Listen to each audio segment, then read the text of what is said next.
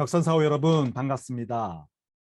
코로나 감염 확산이 계속되고 있습니다. 주님의 은혜 가운데 여러분 모두 항상 건강하시고 감염된 분들은 빨리 회복되시고 더욱 건강하시기를 바랍니다. 그리고 매일매일 하나님의 평강이 벽산 공동체와 여러분 가정 가운데 함께 하시기를 기원합니다. 오늘의 본문 말씀 보시겠습니다. 마가복음 14장 3절에서 9절 말씀입니다. 예수께서 베다니에서 나병 환자였던 시몬의 집에 머무실 때에 음식을 잡수시고 계시는데 한 여자가 매우 값진 순수한 나드 향유 한 옥합을 가지고 와서 그 옥합을 깨뜨리고 향유를 예수의 머리에 부었다. 그런데 몇몇 사람이 화를 내면서 자기들끼리 말하였다. 어찌하여 향유를 이렇게 허비하는가? 이 향유는 300데나리온 이상에 팔아서 그 돈을 가난한 사람들에게 줄 수 있었겠다. 그리고는 그 여자를 나무랐다. 그러나 예수께서 말씀하셨다. 가만두어라. 왜 그를 괴롭히느냐? 그는 내게 아름다운 일을 했다. 가난한 사람들은 늘 너희와 함께 있으니 언제든지 너희가 하려고만 하면 그들을 도울 수 있다. 그러나 나는 언제나 너희와 함께 있는 것이 아니다.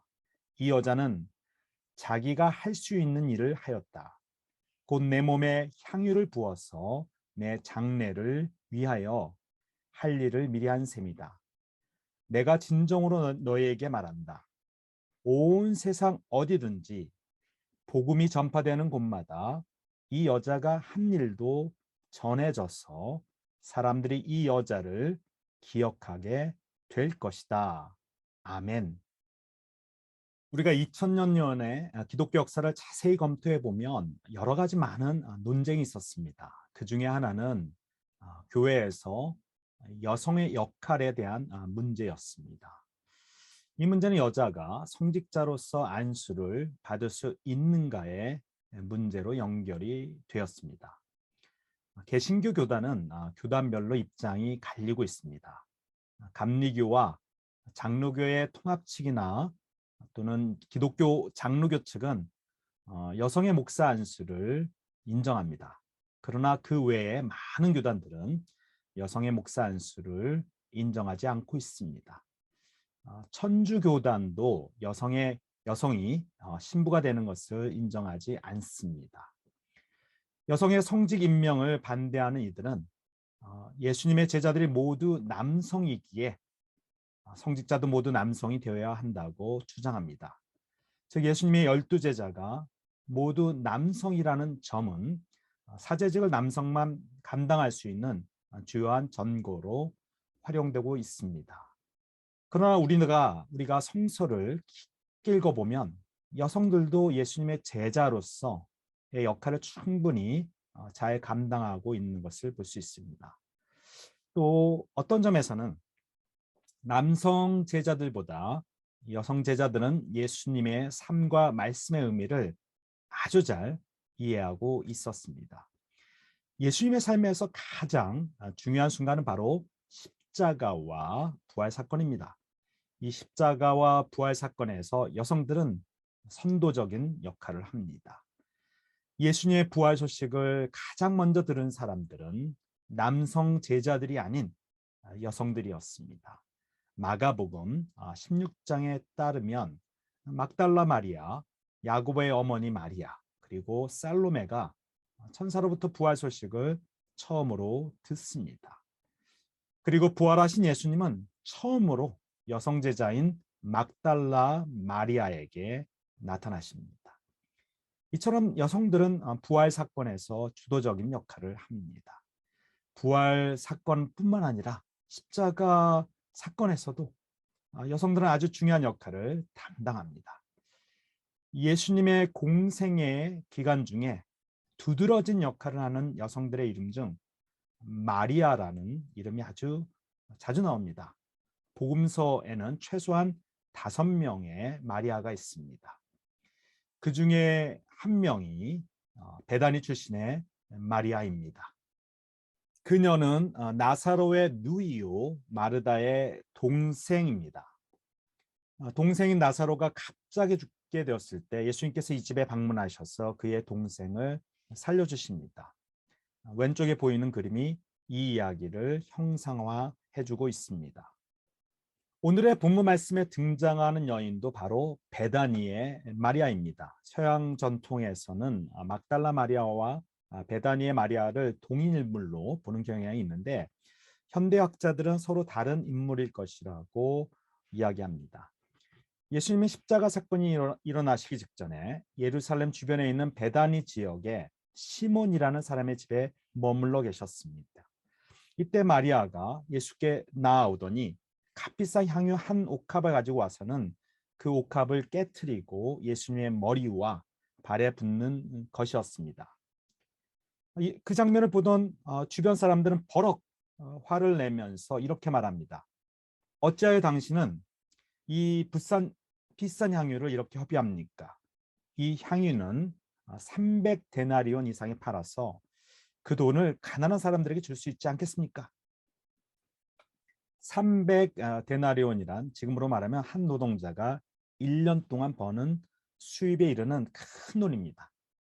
1년간의 수입에 해당하는 향유를 예수님의 머리와 발에 부어버리는 게 마땅한 모습이냐고 이들은 분노하였습니다. 언뜻 보면 이해가 되는 항의이기도 합니다. 게다가 6월절이 되면 유대인은 가난한 사람을 돕는 전통이 있었습니다. 우리가 성탄절이 되어 여러 기부 활동을 통해서 온정의 손길을 가난한 사람들에게 보내는 것과 비슷한 모습입니다. 이들이 이렇게 반발하는 데는 또 다른 이유가 있습니다. 예수님은 항상 가난한 자와 함께하는 복음에 대한 말씀을 많이 하셨기 때문입니다. 누가복음에 따르면 예수님께서 공생애를 시작하실 때 맨 처음 하신 말씀이 은혜의 해를 선포하는 말씀입니다. 이 말씀의 첫 부분은 다음과 같습니다.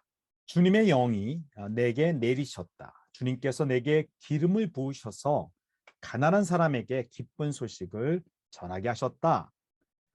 또 누가복음 6장에 보면 이러한 말씀도 있습니다. 너희 가난한 사람들은 복이 있다. 하나님의 나라가 너희의 것이다. 이러한 말씀들처럼 복음서에는 예수님께서 가난한 사람을 위한 복음에 대한 말씀이 참 많이 있습니다. 이러한 예수님의 말씀에 익숙한 제자들이 마리아가 예수님께 행한 모습을 보면서 화를 내는 것도 어느 정도 이해가 됩니다. 노동자 1년치 임금에 해당되는 비싼 향유를 예수님의 머리와 다리에 부어버렸다니 이런 낭비가 더 있겠는가라고 화를 내는 것이었습니다. 그런데 이에 대한 예수님의 반응은 사뭇 다릅니다. 예수님께서는 이렇게 말씀하십니다. 가만두어라. 왜 그녀를 괴롭히느냐? 그녀는 내게 아름다운 일을 했다. 가난한 사람들은 늘 너희와 함께 있으니 언제든지 너희가 하려고만 하면 그들을 도울 수 있다. 그러나 나는 언제나 너희와 함께 있는 것이 아니다. 이 여자는 자기가 할 수 있는 일을 하였다. 곧 내 몸에 향유를 부어서 내 장례를 위하여 할 일을 미리 한 셈이다. 예수님께서는 마리아가 바로 예수님 자신의 십자가의 죽으심을 예비하고 있다는 점을 아주 높게 평가하고 있습니다. 예수님 주변의 사람들이나 제자들은 십자가의 의미를 아직까지 제대로 알지 못하고 있었습니다. 수제자라고 하는 베드로는 예수님이 십자가를 지겠다고 하니까 예수님을 책망합니다. 막았습니다. 이때 예수님께서 사탄아 내 뒤로 물러가라. 너는 하나님의 일을 생각하지 않고 사람의 일을 생각하는구나 라는 꾸중을 들었습니다. 또 제자 중에 두 사람인 야고보와 요한이라는 제자는 예수님이 영광을 받으실 때 한 사람은 오른쪽에 또 한 사람은 왼쪽에 앉혀달라고 요구합니다. 예수님의 십자가의 고통과 그 십자가의 의미를 전혀 이해하지 못하고 있었습니다. 이러한 남성 제자들과 달리 여성 제자인 마리아는 예수님의 십자가의 죽으심이 임박했다는 것을 아주 잘 알고 있었습니다. 그 죽음이 얼마나 고귀한 죽음이라는 것도 알고 있었습니다. 그래서 자신이 가장 소중하게 여기는 값비싼 향유를 가지고 주님의 죽으심을 예비하고 있는 것입니다. 또 이 장면이 갖는 의미가 한 가지 더 있습니다. 가난한 자를 돕는 일은 고귀한 일이고 하나님이 인정하는 일이고 또 사람들이 인정하는 일입니다. 그러나 이러한 일을 할 때 우리는 자신도 모르게 자기 의에 빠지게 될 위험성이 있습니다. 나와 우리 교회가 뿌듯한 일을 하고 있다는 자부심이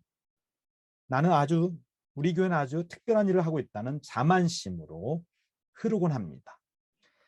요한복음에 보면 마리아를 혼낸 사람이 예수님의 제자 중에 한 명인 바로 가룟 유다라고 되어 있습니다. 유다가 가난한 사람을 도와야 한다고 주장하고 있지만 그는 예수님의 십자가의 희생의 의미를 도통 깨닫지 못하고 있었던 것입니다. 우리는 이 말씀에서 십자가의 헌신 없이는 가난한 자를 돕는 것 같은 의로운 삶도 자기 중심성과 자기 의에 빠질 수 있다는 교훈을 얻게 됩니다. 예수님은 가난한 자와 세상의 모든 사람을 위해서 자신의 몸을 온전히 희생하셨습니다. 이것이 바로 십자가의 희생이요 십자가의 사랑입니다. 바로 이 뜻을 남성 제자들이 아니고 여성 제자인 마리아가 이해하고 있었고 이 점을 보여주기 위해서 귀하고 귀한 향유 옥합을 예수님께 부어드린 것입니다. 예수님은 이러한 마리아의 태도에 감동을 받으셔서 이렇게 마리아를 평가하십니다. 온 세상 어디든지 복음이 전파되는 곳마다 이 여자가 한 일도 전해져서 사람들이 이 여자를 기억하게 될 것이다. 벽선사호 여러분, 우리는 사순절을 보내고 이제 다음 주에 고난주간을 맞이합니다. 십자가와 부활 사건은 기독교 가르침 중에 가장 핵심적인 가르침입니다. 가난한 자와 세상 모든 사람을 위해, 우리를 위해 자신의 몸을 내어주신 예수님의 사랑, 예수님의 희생을 다시 한번 깨달으시고 십자가의 은혜와 십자가의 신비를 믿는 우리 모두가 되시기를 주님의 이름으로 기원합니다. 우리 함께 기도하시겠습니다. 사랑과 은혜의 주 하나님, 예수 그리스도의 십자가의 희생과 은혜에 참으로 감사를 드립니다. 오늘 말씀을 통하여서 십자가 없이 의로운 삶을 살려고 하는 모습이 얼마나 위험한 모습인지 다시 한번 깨닫습니다. 우리 벽산 사우들, 저희 모두들 우리에게 부여된 자기 십자가를 지고 주님을 따라가는 가운데 우리의 삶에 진리가 충만하게 하시고 은혜가 넘치도록 인도하여 주시옵소서. 그 가운데 우리 벽산 공동체가 아름다운 신앙 공동체가 되도록 인도하여 주시옵소서. 예수님의 이름으로 기도하였습니다. 아멘.